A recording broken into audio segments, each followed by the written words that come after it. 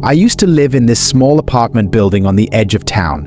It wasn't anything fancy, just a place to crash after work and watch some TV. But there was this neighbor of mine, Mr. Johnson, who lived right above me. He seemed nice enough at first, always saying hello in passing, but there was something off about him that I couldn't quite put my finger on.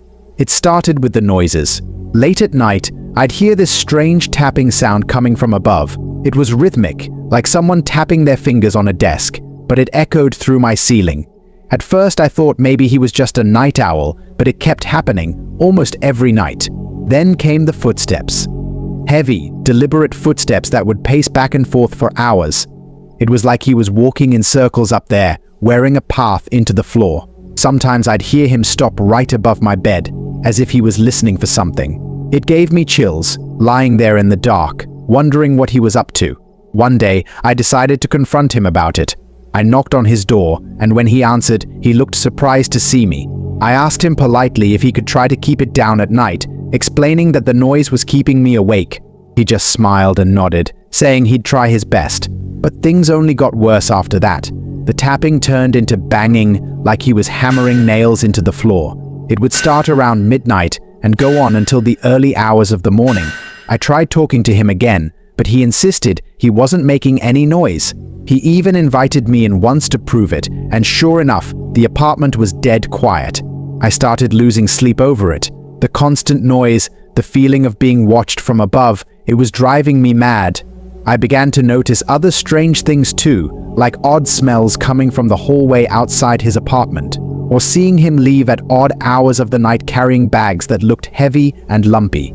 I couldn't shake the feeling that something was seriously wrong. One night, unable to take it anymore, I called the building manager and asked if he could look into it. He promised to talk to Mr. Johnson, but nothing seemed to change.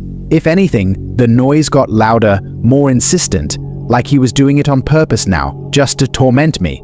I started avoiding the hallway altogether, taking the stairs instead of the elevator so I wouldn't have to pass his door. But one day, as I was leaving for work, I heard a commotion coming from upstairs. Voices raised, something crashing to the floor. I froze, not sure what to do. The police were called that day. Turns out Mr. Johnson wasn't who he said he was. His real name was something else entirely, and he had a history of run-ins with the law. They found things in his apartment that I still can't quite believe, tools, photos, things that made my blood run cold. He had been watching me, listening to me, right from above. They took him away, but I couldn't shake the feeling that I had been living beneath a ticking time bomb this whole time. The apartment felt different after that, quieter but somehow still echoing with the memory of those nights.